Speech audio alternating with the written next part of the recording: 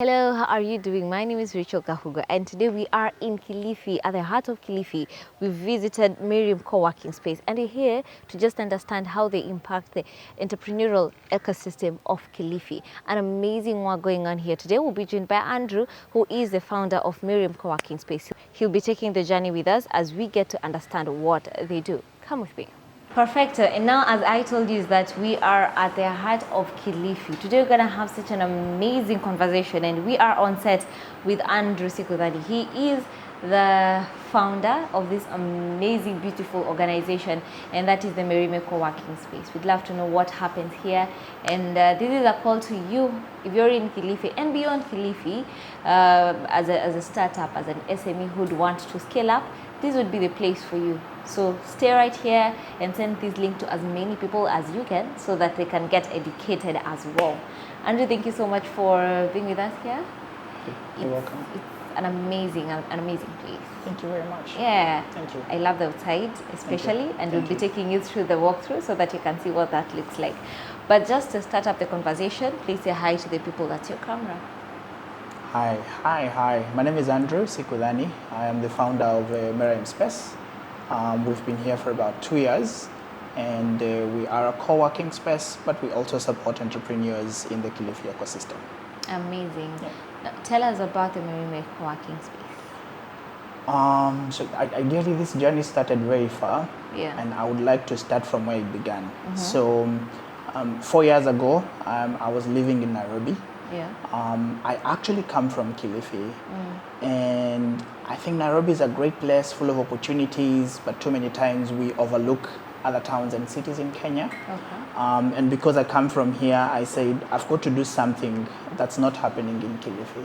So I wanted to come back here and set up something that would help to help small businesses or entrepreneurs in this ecosystem, because there's not so much support that they get from here. So the ecosystem is not as active as it should be, not as buzzing as it does in Nairobi and in Mombasa. So I wanted to be part of their journeys. And that's how I began Merime co-working space. Why, in your opinion, why is it that the ecosystem, the entrepreneurial ecosystem in Kilifi is a bit slow? There's not sufficient support for it. Okay. Right. So, one, there's not sufficient support for it. There's not too many players in the space that would make it as active as other places. I think Nairobi is full of startups and SMEs and people who actually want to support those startups and SMEs. Okay. And I think ideally people see a lot of potential in Nairobi. There is great potential here in Kilifi, but a lot of people do not see that potential. So I think what I'm trying to do is to showcase that there is actually potential in this space. And if people came in and started supporting SMEs and startups, in a very short time, this would be a great place to get as many great startups and SMEs as possible. Yeah, for sure. Yeah. Now, what are some of the programs that you offer to support the SMEs and the startups? Because you say that you are a co-working space, but also you support entrepreneurs. Yes. So for the past about 2 years that we've been running, we've not had an actual program for supporting startups and SMEs.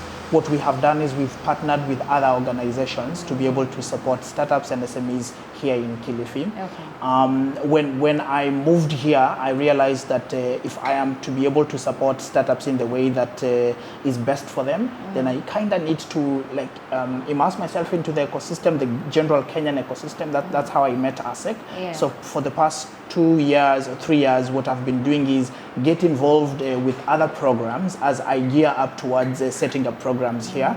And I am happy to report that this year we will be starting our own program called Kuza, which is basically for founders within and around Kilifi. Yeah. So a lot of the support that we've given is in collaboration with other programs or other ESOs in other places. Yeah. But now we are ready to run our own programs. All right. Yeah. Tell us a little bit about Kuza. So ideally, the birth of Kuza came from, as I have said, there's not a lot of support here for entrepreneurs. Yeah. And my heart, even the reason I moved to Kilifi from Nairobi, was to help small businesses and founders in Kilifi. and helping them in terms of their ideas. There are businesses, but they are stagnant. They're not growing. They're not scaling. They're not commercializing. So I wanted to draw a program that would help them to scale, to grow. And that's where the name Kuza comes from. So Kuza is basically Swahili for grow. So that's the idea. So Kuza is going to be a program for very early stage founders, between 6 months to 2 years. They must have at least one team member, turnovers of about 100,000 to 10 million shillings per year. And we will bring them into the program, and the curriculum we'll be using is the International Labour Organization SIYB curriculum to help them to look at their businesses differently, refine their business models, support them in farming up and building very robust and sustainable processes in their businesses, and helping them to link them with potential funders or investors, but also help them to reach other regions or other markets apart from just Kilifi. So in brief, that's what Kuza is going to be doing. Okay, I see. How different would you say, apart from the fact that the ecosystem is a bit slow because people really haven't tapped to the opportunities that are in Kilifi? Assuming people tap into the opportunities that are in Kilifi, what would you say is the difference between the Kilifi ecosystem to the rest of the country? Now, I think the Kilifi ecosystem has majorly, like any other coastal county, it's majorly leaned on the blue economy, right? There's a bit of agriculture, but not much of it. I think it's linked more on the blue economy. And I think looking at the ecosystem generally, not just in Kenya or in Kilifi, but in the world, people are warming up to the blue economy. So I think that's a great opportunity to be able to harness the potential in that space. But Kilifi is also not as developed in terms of tech, and in terms of digitization. So that's a great opportunity. I mean, Nairobi is well connected with everything. Every business is digitized. Kilifi, not that much. So this is why we need to get into this space and change some of these things. Okay, I see.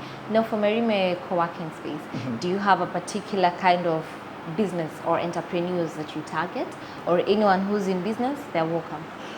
Well, from what I have learned, there is never anyone who's in business.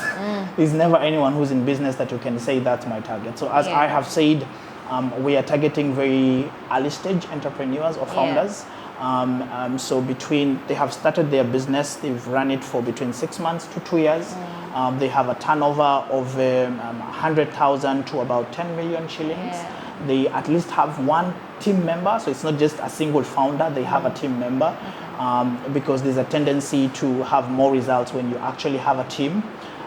We're also looking at guys who we actually are going to be agnostic in terms of the sectors for a start, for a pilot program. And then later on, we are likely to lean on the blue economy or agribusiness or climate change. But we will see, we have to do the first cohort and see, what really are the needs, which sectors are bigger than the others, so that we can be able to focus on this. So those are the kind of businesses that we are looking at. We don't care whether they are educated or not educated, because I think entrepreneurship it's a DNA thing. Whether you went to school or you did not go to school, you just want to run a business and you vibe with it and you do it. So those are the kind of people that we are looking for as a target. All right.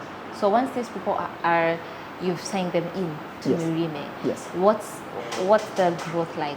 So what happens? How different is their business once they're here? So one, and importantly, we are looking at not just doing it as Merime Space. We are looking at partnering with other organizations. I think partnerships and collaborations are really powerful. There's so much that we can offer as a space. But if we bring in other players that are in the ecosystem, whether in Mombasa or in Nairobi or just individuals, I think it's going to make that program look very good. What we are looking at specifically is within the first year after the program, we are looking to see guys or entrepreneurs or founders grow their business revenues or turnovers by about 20%. Oh, wow. We are looking to make sure that they retain their employees at least 70%. We are looking to make sure that their capacity to run businesses has a more sustainable approach. Because one of the challenges that we've seen with businesses is I'm just doing this so I can put food on the table. Yeah. You know, we Yeah. want to change that focus. So it's a sustainable business that is looking to grow, that is looking to do better. Yeah. We are looking to help these businesses to go outside of Kilifi if possible and start selling in other counties, whether it's within the coast or outside of the coast, and if opportunities present themselves, even outside of the country. Yeah. So that's the kind of impact that we are looking at. We are looking also at founders that are more informed in terms of business strategy and processes. Yeah. They run their businesses with higher capacity, with better capacity. We are looking to actually also be part of solving the unemployment problem. So we are looking at, within the first year of running Kuza program, probably have each business employing at least 2 formal employees and at least 4 informal employees. So that way we become part of building the economy in Kilifi County. Yeah. So yeah. I absolutely love that you're talking about solving the unemployment issue, because it has been a huge discussion. Yeah. But let's go to some of the challenges that these SMEs and startups go through, because you've mentioned that some of them do business just because they want to have food on their table. Yes. And I know the other issue that is that most of them say, I can't start a business because they don't have capital, which is a discussion on its own. But apart from those, which do you think is one of the major challenges that SMEs and startups in Kilifi face? And I think this will sort of be a repetition. Okay. I think most founders and entrepreneurs or businesses, they run businesses blindly. There's a passion to say, I want to run a business, and stemming from different things. They probably just want autonomy, they probably just want flexibility, they want to do their own thing. Some of them, they are passionate about solving problems, but they fly, like blindly. I'm going to start a business, so I'm going to set this up and run it just as any business. And what they do not have is the capacity or information or skill to be able to run sustainable businesses. So that's one of the biggest challenges here, because most people do not necessarily have like an entrepreneurial or business background. Someone maybe leaves campus or TVET and they just start off a business. They need to be equipped to understand how business works, how products work, how the business model works. So there's not a lot of support in terms of helping those businesses in that way. And I think the other challenge that we have is access to capital. It's a huge thing. Capital is very expensive. You think about loans from banks. Now it's, 20-something% interest. And if you're starting off, what do you have to show that the bank is going to give you money? So there's no money. So they start very small because there's no sufficient capital to do the big things they want to do. So that's another challenge. I think the other challenge is a bit of, the attitude of, I'm just doing it to put food on the table. And I think the most important thing they need to solve that challenge is an exposure to people who have done businesses, and not in a small way, in a big way. So they stop thinking, I'm doing it to put food on the table, but I'm doing it to, solve problems, get some money, but in a more sustainable way. And I also think there's not sufficient support from, I would say, government agencies. Now, I'm not blaming the government, but I think there's a part in how they make sure businesses work, the environment that they have, taxations, even at local county level. It's a little expensive to get a permit to run a business, So these are some of the things that these guys face as a challenge. But I think we can support in helping them to solve those things. For sure.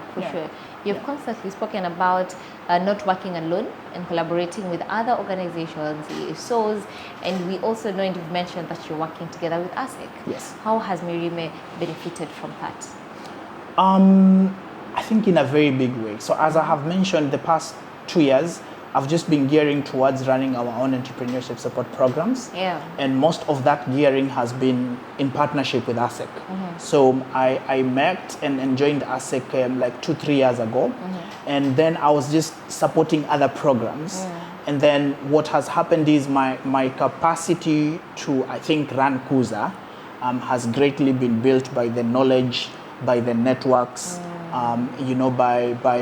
by a lot of things that I have received from ASEC as an organization.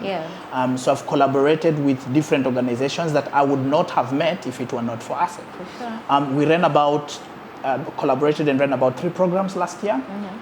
All the 3, it was partners that we got to be linked to through ASEC. Okay. So I think ASEC has played such a pivotal role in terms of helping me as a founder, and now translating to Merime Space to be able to set up the Kuza program. Okay. And the most recent, I think, as I was drawing the concept note for Kuza program, I had the opportunity to go for the ASEC Learning Week.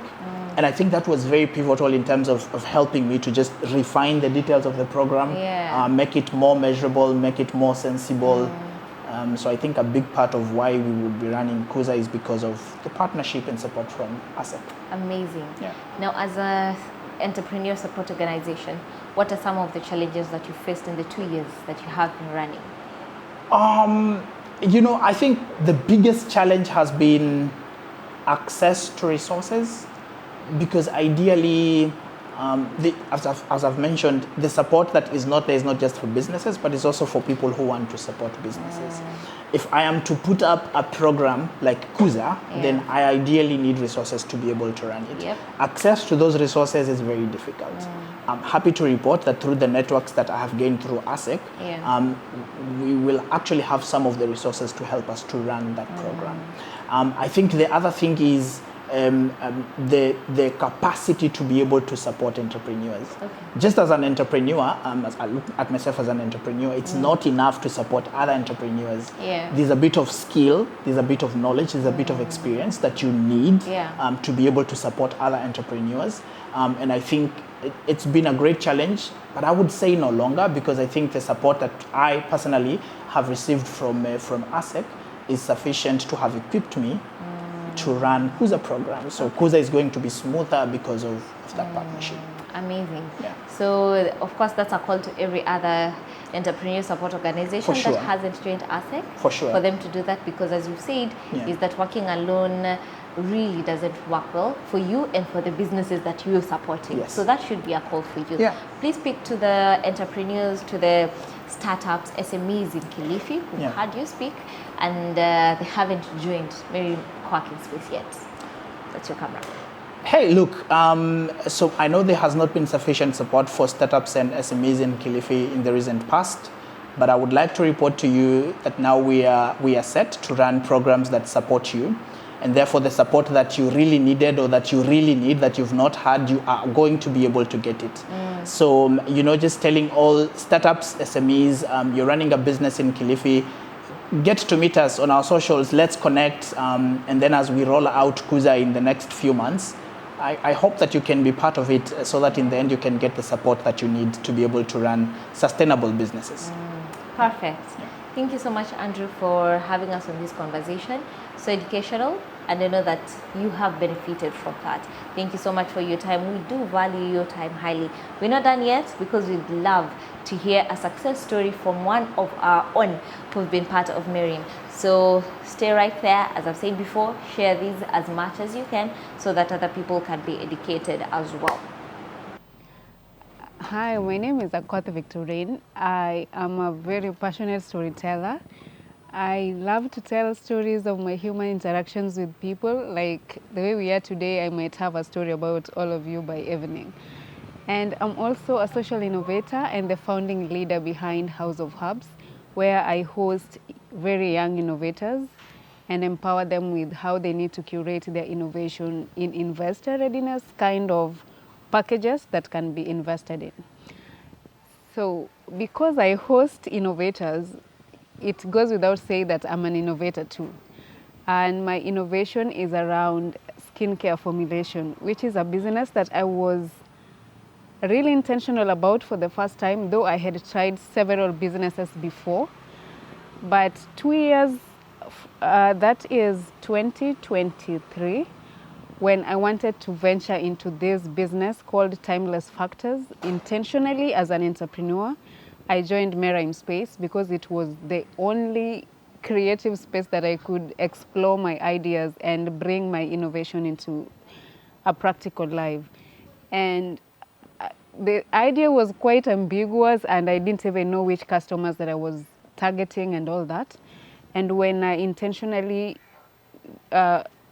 get into Merime Space and the opportunities that were existing there, I grew my business from ambiguous idea to a very lean business where I knew the customers that I needed to target, the products I need to make, and how I would get myself to the market. And this has led me to a very powerful African-centric beauty brand called Timeless Factors, where I formulate skincare, personalized skincare for people with various skincare concerns, and we are launching in March, end of March 2025. So thanks to Merime Space. And it's a good space for anyone who is seeking to intentionally get into business or create a business. Welcome to Merime Space because it's a very beautiful space with very, very helpful people, and the managing people are also very friendly and hospitable. Please come here and let's create your innovations in a very intentional way as entrepreneurs. Welcome. Hello, welcome to Merime Space. We do co-working and support entrepreneurs. Let me show you around. So here we have Underworks, our outdoor space. Within the next 4 weeks, this place is going to be ready. We are making it so that it's easy to be able to host events. And for people that would like to work outdoors under the shades and have some good fresh air, this will be the place for you. You also will be able to host events here. This space can carry up to 50 people. This is our main reception. So we are a co-working space. We do conferencing. We support entrepreneurs. And we are very soon rolling out a digital skills program. Let me show you in here. So this is our shared space. So we have different desks. We have dedicated desks and we have shared desks. And as you can see, we love plants for the sake of loving them, but also because they make this place beautiful and they make sure you have enough oxygen as you work. And on this other side, this is our resting area, or just a different setup if you're tired of the normal professional setup. And as part of our amenities, this is where we do our printing and photocopying. So when you're working in here, you don't have to worry about taking care of your documents. And this is our boardroom. So basically for smaller meetings that we would like to host, we usually host them here. And as you can see today, we have part of our team working from here because it's very convenient to be able to collaborate. This is our conference hall.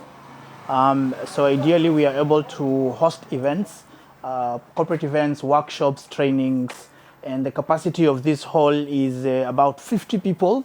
Therefore, it gives us a very good space for us to be able to carry out our trainings for entrepreneurs, especially going forward as we roll out Kuza.